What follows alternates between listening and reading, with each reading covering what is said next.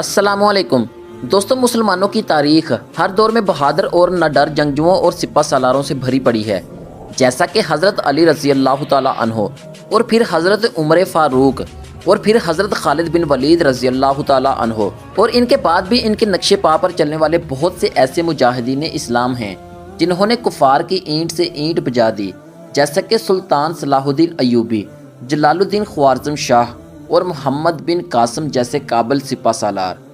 آج کی ویڈیو میں ہم ایک ایسے ہی کردار کے بارے میں بات کریں گے جس نے اپنی 12,000 فوج سے 1,00,000 کی عیسائی فوج کو دھول چٹا دی، اور اس مسلم مجاہد کا نام حضرت طارق بن زیاد رحمۃ اللہ علیہ ہے۔ طارق بن زیاد خلیفہ ولید بن عبد الملک کے زمانے میں افریقہ کے گورنر موسیٰ بن نصیر کے نائب گورنر تھے۔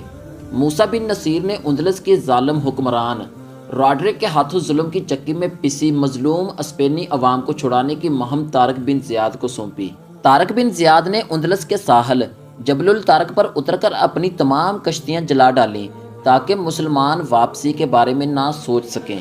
انہوں نے 12,000 مسلمان مجاہدین کے ساتھ شہنشاہ راڈرک کی 1,00,000 فوج کو ایسی عبرتناک شکست دی جس پر آج تک دنیا کے فوجی مبصرین حیرت زدہ ہیں۔ طارق بن زیاد نے 711 سن سے 715 سن کے دوران پورے اندلس کو خلافت مسلمہ کا حصہ بنا دیا۔ طارق بن زیاد الجیریا کے علاقے تفنہ میں پیدا ہوئے۔ ان کے والد کا نام زیاد جبکہ والدہ کا نام حلیمہ بی بی تھا۔ ان کی تاریخ پیدائش کے بارے میں شکوک و شبہات پائے جاتے ہیں، تاہم ایک محتاط اندازے کے مطابق ان کی پیدائش 660 سن کے ارد گرد ہوئی۔ ان کا تعلق بربر قبیلے آشداف سے تھا جو شمالی افریقہ میں مقیم تھا۔ تاریخ کے مطابق بربروں کو مسلمانوں نے 650 سن سے لے کر 705 سن کے دوران بڑی مشکلوں سے مطیع کیا۔ وہ بہت بہادر اور لڑاکا قوم کے لوگ تھے جنہیں حکومتی تسلط میں لانا بہت مشکل کام تھا۔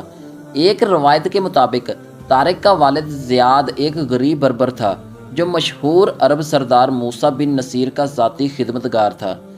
زیاد موسیٰ بن نصیر کے ساتھ ساتھ رہتا اور مختلف معرکوں اور دور دراز کے سفر میں اس کے ہمراہ چلتا۔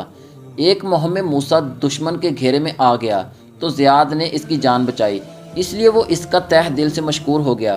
جب زیاد ایک لڑائی میں شدید زخمی ہو گیا اور کافی عرصہ تک بیمار رہنے کے بعد انتقال کر گیا تو اس کا نوجوان بیٹا اور ماں حلیمہ بی بی موسیٰ بن نصیر کی سرپرستی میں آ گئے اور اس کے گھر میں رہنے لگے۔ موسیٰ بن نصیر نے طارق کی پرورش اپنا بیٹا سمجھ کر کی۔ اس نے اپنے وقت کے بہترین اساتذہ کو اس کی تربیت پر لگا دیا، جس سے طارق کے اندر شائستگی، خوش اسلوبی اور دوسروں سے تعاون کا جذبہ پیدا ہوا۔ وہ وقت کے ساتھ ساتھ ایک بہادر، خوبرو اور مقبول سپہ سالار بن گیا۔ لوگ اس کی عزت کرنے لگے اور موسیٰ بن نصیر کے قریبی حلقوں کے سوا کسی کو بھی یہ معلوم نہیں تھا کہ وہ اس کا اپنا بیٹا نہیں۔ جب وہ جوان ہوا تو اس میں سپہ سالاری والی تمام خصوصیت پیدا ہو چکی تھی۔ واضح رہے کہ اس وقت مسلمان خلیفہ ولید بن عبد الملک کی قیادت میں پوری دنیا کو اپنے تسلط میں لانے کی کوشش کر رہے تھے۔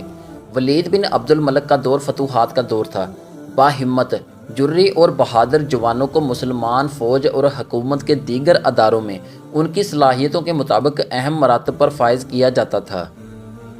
اگر اس وقت کی مسلمان قیادت کا جائزہ لیا جائے تو وہ اس کے بعد کے تمام ادوار پر حاوی نظر آتی ہے۔ مثال کے طور پر محمد بن قاسم، قتیبہ بن مسلم، طارق بن زیاد اور موسیٰ بن نصیر جو آج بھی مسلمانوں کے ہیرو ہیں، اور مسلمان ان کے کارناموں سے عزم و حوصلہ لیتے ہیں۔ جیسا کہ اس زمانے میں مسلمان دنیا بھر کی فتوحات میں مصروف تھے، ان کو مزید علاقے فتح کرنے کے لیے اندلس کے علاقے بہت مناسب معلوم ہوئے۔ اس وقت کے اندلس کے سیاسی حالات اس بات کا تقاضا کر رہے تھے کہ وہاں فوجی مداخلت کی جائے، کیونکہ اس زمانے میں اندلس کی حکومت گاتھ قوم کے بادشاہ واؤٹیز کے ہاتھ میں تھی۔ اگرچہ واؤٹیز ایک عیش پرست حکمران تھا، مگر اس نے اپنے زمانے میں کلیساؤں کے اجارہ داروں کی اصلاح کرنا ضروری سمجھا اور ان کی بڑھتی ہوئی بدعنوانیوں کو روکنے کی کوشش کی۔ اس لیے پادریوں نے جب اسے اپنے خلاف پایا اور دیکھا کہ وہ ان کے اقتدار کو مٹی میں ملانے پر تلا ہوا ہے تو حکومت کے امراء اور عیسائی عوام کو ساتھ ملا لیا اور اسے بے دین قرار دیتے ہوئے تخت سے اتارنے کی جدوجہد شروع کر دی۔ ایک طویل جدوجہد کے بعد وہ واؤٹیز کو تخت سے محروم کرنے میں کامیاب ہو گئے۔ اہل کلیسا ایک ایسے آدمی کو تاج سونپنا چاہتے تھے جو ان کی بات مانتا اور ان کے احکامات کی پیروی کرتا، لہٰذا انہوں نے حکومت ایک ایسے بوڑھے تجربہ کار فوجی راڈرک کے ہاتھ میں دے دی جس کا شاہی خاندان سے دور کا بھی تعلق نہیں تھا، مگر وہ پادریوں کے مزاج کے مطابق کام کرتا تھا۔ گاتھ قوم کے حکمرانوں اور حکومت کے امراء کے درمیان تعلق کو استوار اور مضبوط رکھنے کے لیے ایک دستور چلا آ رہا تھا کہ اندلس کی حکومت کے رئیسوں، امیروں اور جاگیرداروں کے بچے شاہی محل میں بادشاہ وقت کی ملکہ کے زیر نگرانی پرورش پاتے تھے۔ اس کے علاوہ بسا اوقات ان بچوں کی شادیاں بھی ماں باپ کی بجائے خود شاہ کی طرف سے کر دی جاتی تھیں۔ راڈرک جب تخت پر بیٹھا تو سب سے پہلے اس نے اسی دستور سے ناجائز فائدہ اٹھانے کی کوشش کی اور عوام میں غیر مقبول ہو گیا۔ اس نے شہزادیوں کی شادیاں اپنے خاندان میں کروانا شروع کر دیں۔ اسپین کی عوام عیاش راڈرک کے خلاف ہو گئی۔ اس نے واؤٹیز کی بھانجی کو زبردستی اٹھا کر اپنے حرم میں ڈال دیا۔ اس سے انتقام لینے کے لیے واؤٹیز نے ایک خفیہ وفد موسیٰ بن نصیر کے پاس بھیجا۔ موسیٰ بن نصیر نے اندلس کے اندرونی حالات اور راڈرک کے ظلم اور عیاشی کے واقعات سننے کے بعد خلیفہ ولید بن عبد الملک کو دمشق میں خط لکھ کر اندلس پر حملہ کرنے کی اجازت مانگی۔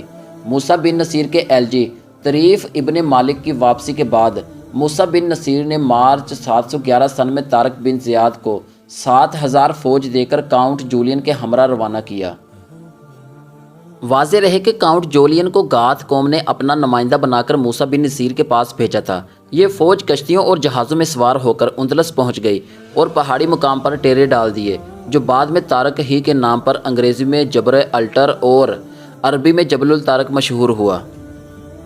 طارق بن زیاد 30 اپریل 711 سن کو جبل طارق کے ساحل پر اترا۔ راڈرک اس وقت بلبونا میں ایک فوج لیے ملک کے اندرونی دشمنوں سے نبرد آزما تھا۔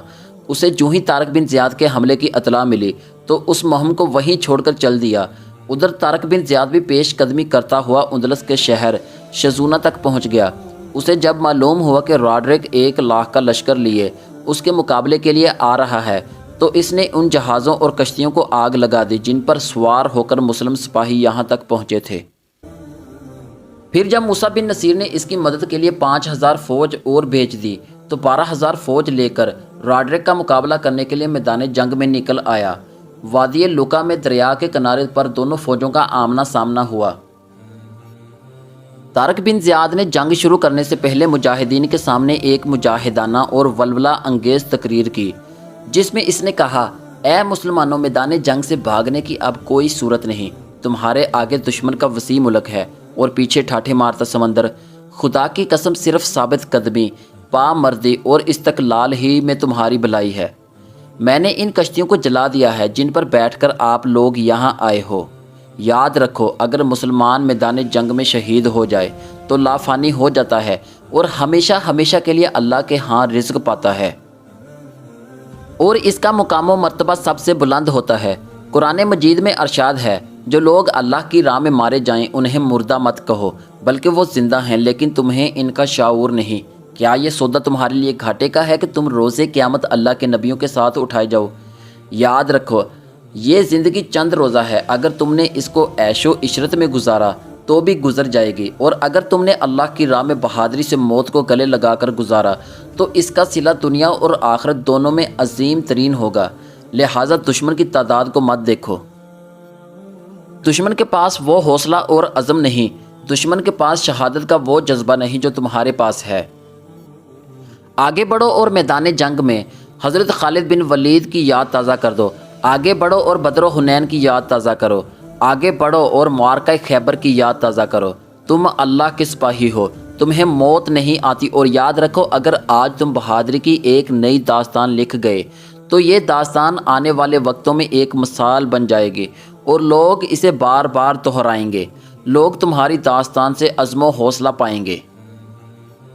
طارق بن زیاد کی یہ تقریر پورے عالم اسلام میں مشہور ہوئی۔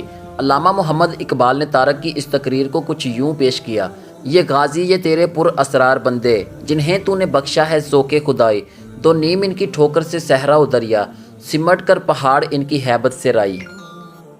اس میں کوئی شک نہیں کہ طارق بن زیاد نے وہ داستان لکھ دی جو بعد میں آنے والے ہر مسلمان سپہ سالار اور سپاہی نے مشکل کی ہر گھڑی میں دہرائی۔ اسی داستان کو سلطان صلاح الدین ایوبی، सुल्तान नूरुद्दीन जंगी, सुल्तान महमूद गजनवी, सुल्तान शहाबुद्दीन गौरी और ज़हीरुद्दीन बाबर जैसे सिपा सालारों ने दोहराकर नाकाबिले यकीन मुआरके जीते। तारक बिन ज़ियाद के 12,000 कफन पोश सिपाही हुक्म मिलते ही दुश्मन पर टूट पड़े। रॉड्रिक की फ़ौज मुसलमानों के हमले की ताब ना लाकर बुरी तरह पिसपा हुई। यहाँ तक रॉड्रिक अपनी जान बचाने के लिए मैदान जंग से भाग निकला और बदहवासी के आलम में भागता हुआ दरिया में डूबकर मर गया। बचे खुचे सिपाही भागकर अस्तजा पहुँच गए और मैदान मुसलमानों के हाथ रहा। और फिर तारक बिन ज़ियाद ने उसी फ़ौज के साथ उंदलस का एक और शहर तलीतला भी फ़तह किया। इब्ने कतीबा ने लिखा है कि तलीतला की फ़तह में मुसलमानों को इतना सोना चांदी और मुख्तलिफ़ किस्म का दूसरा कीमती साजो सामान हाथ में आया कि शुमार से बाहर है। इसके बाद मूसा बिन नसीर और तारक बिन ज़ियाद दोनों सिपा सलार आगे पीछे रवाना हुए और तलीतला से सरगोसा तक तमाम इलाके फ़तह कर डाले।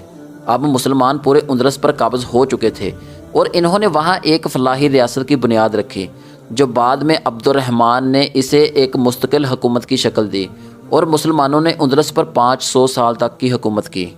तारक बिन ज़ियाद ने नाकाबिले यकीन मुआरका सर अंजाम देकर दुनिया को हैरान कर दिया। इनका नाम सल्तनत इस्लामिया के तूलो अर्ज़ में बहादरी के एक इस्तारे के तौर पर याद किया जाने लगा। वलीद बिन अब्दुल मलक के इंतकाल के बाद जब सुलेमान बिन अब्दुल मलक खिलाफत पर बैठा तो इसने इंतकामी कार्रवाई करते हुए वलीद बिन अब्दुल मलक के तमाम नामी ग्रामी आमलीन और सिपा सलारों को मारने का मंसूबा बनाया। इसके उमरा, वज़रा और आमलीन ने इसे बहुत समझाया कि इन अजीम लोगों को कत्ल करके वो तारीख़ इस्लाम में मलहून ठहरेगा, लेकिन खलीफा ने किसी की एक न सुनी। लाख समझाने के बावजूद भी नए खलीफा के दिल में इन उमरा के ख़िलाफ़ कदूरत ना गई, जिन्होंने वलीद बिन अब्दुल मलक की क़यादत में हैरत अंगेज़ कारनामे सर अंजाम दिए थे। लिहाजा मोहम्मद बिन कासम, मूसा बिन नसीर और तारक बिन ज़ियाद वगैरह जैसे जर्नैलों को सुलेमान बिन अब्दुल मलक की इंतकामी कार्रवाइयों का निशाना बनना पड़ा। 715 सन में मूसा बिन नसीर पर रुपये पैसे की खुर्द बुर्द का इल्ज़ाम लगाया गया। इसे धूप में खड़ा किया गया और कई लाख रुपए का तावान अदा करने की सज़ा दी गई, जिसे वो अदा ना कर सका और इसी सदमे में चल बसा। कुछ ऐसा ही मामला तारक बिन ज़ियाद से भी पेश आया। तारक बिन ज़ियाद की मौत 720 सन में इसी कसम परसी की हालत में हुई, जब इसका कोई पुरसाने हाल नहीं था। दोस्तों, आज की वीडियो से बस इतना ही। मज़ीद ऐसी इन्फॉर्मेटिव वीडियोस के लिए हमारे चैनल को सब्सक्राइब करें और बेल आइकन को प्रेस कर लें, ताकि आने वाली मज़ीद वीडियोस आप तक पहुंच सकें।